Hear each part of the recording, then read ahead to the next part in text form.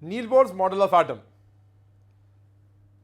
After understanding the drawbacks of the Rutherford model, let's move to the Niels Bohr's model of atom, which is one of the most successful and most accepted model of atom we have. Now, a lot of things happened in favor of the Niels Bohr, because of which he was able to give such a successful and accepted model. The few of the things which went into the favor of the Niels Bohr, because of which he was able to conclude to this model, can be illustrated as that before his model could he come out with the model, a lot of things happened in the field of electromagnetic radiations or electromagnetic waves. Their nature were explained by a famous theory which we call Planck's quantum theory of electromagnetic radiations, and it was concluded with the help of Einstein that the electromagnetic waves has dual behavior. So it was a dual behavior electromagnetic waves or radiations, which was a major event which took place before the Niels Bohr's model, and it helped him a lot to conclude this famous model. The second thing which went into the favor of this Niels Bohr's model was that he was able to explained the atomic spectra. Atomic spectra means how the spectral lines are formed, what is the basic reason of this formation of the spectral lines is, and he was able to explain why we are getting the splitting of these lines into 5 or 6 different patterns, and all sort of things were explained by Niels Bohr.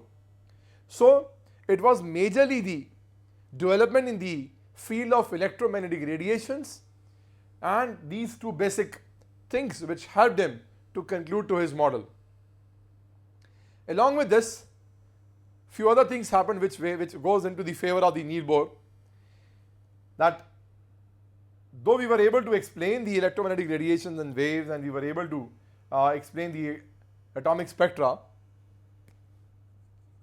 it was the fact that the stability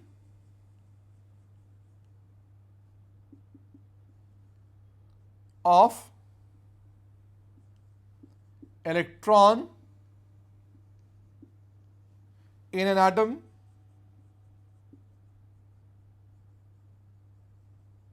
can be explained by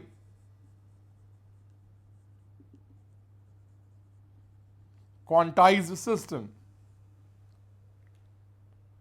He concluded that before leading to his model that he can only explain the stability of the electron in an atom by considering a quantized system, fixed energies. So these are the few developments which helped Niels Bohr to conclude to his model.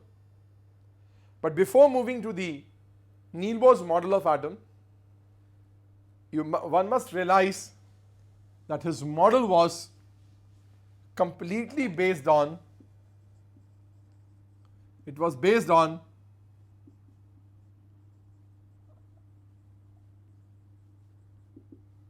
electromagnetic waves theory. So, in order to understand Bohr's model of atom, we must first understand the nature of electromagnetic waves and the famous Planck's quantum theory of electromagnetic radiations, so that we are knowing the nature of the EM radiations, how we can explain with them, with the help of them, the spectra, atomic spectra, then only we can move to the Niels Bohr's model. So let us first do the theory of Planck's quantum theory of electromagnetic radiation. Let us understand the nature of the electromagnetic radiations, and then we will move to the Niels Bohr's model of atom. So let us first do the theory of EM radiations.